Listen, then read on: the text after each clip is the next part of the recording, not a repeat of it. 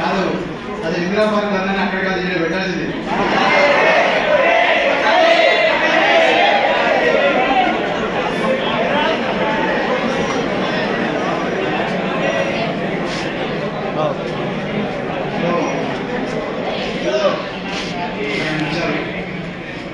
యాక్చువల్గా మనకు జనవరి 31వ తారీఖున నిరుద్యోగ శుభాకాంక్షలు అనే ప్రోగ్రాం పెడుతున్నాం.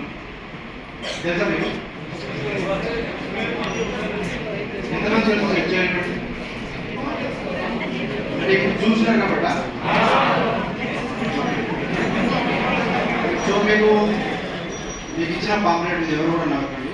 మనకు ఒక ఎత్తు 2 నిమిషాలు మాట్లాడతా, దాని తర్వాత మళ్ళీ నవ్వుకుంటా అంటే నవ్వుకుంటాం.